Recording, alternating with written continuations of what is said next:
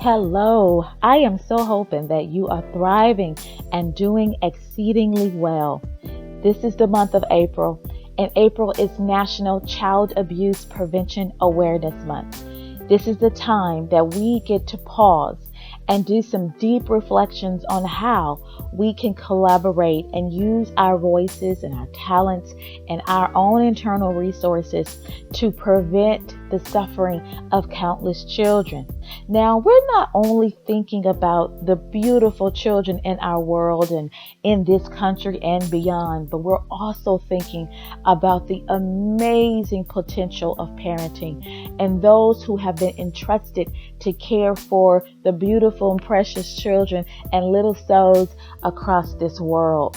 Now, we're thinking about the single father, we're thinking about the single mother, we're thinking about those in kinship care, grand families, and any system that has been designed to care for a niece, a child, biological, foster, and the list goes on. Now, the national data about child abuse and neglect continue to be overwhelming. So we have a lot of work to do. The first thing I want to say is this is not a time where we begin to be a bit judgmental, but we want to model what care and concern should feel like, right? Okay, so I want to just offer a few short points in addition to all the great conversations that I'm hoping that you are connecting with this month. Okay, so the first thing is, remember, we do not judge. We empower and we provide tools and resources to empower families to care for children.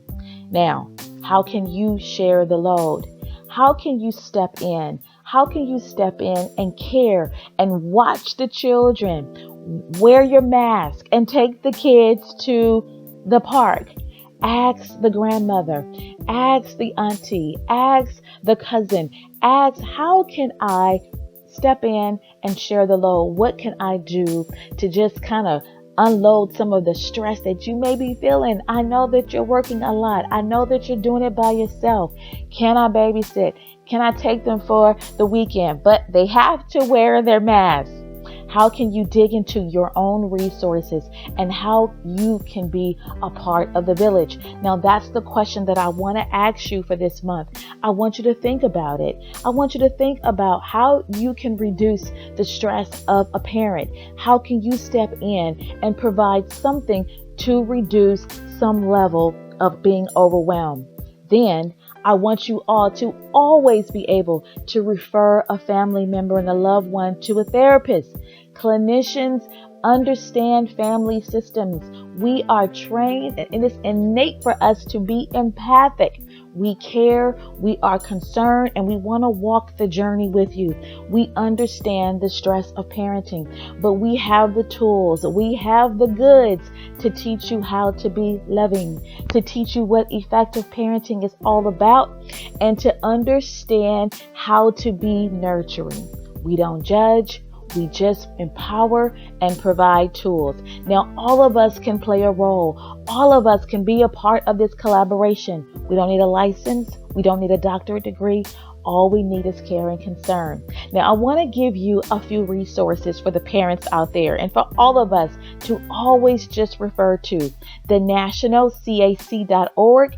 There's a bunch of child resources for families, and then childhelp.org. Be familiar with that. They have a plethora of resources to empower parents to be effective. All right.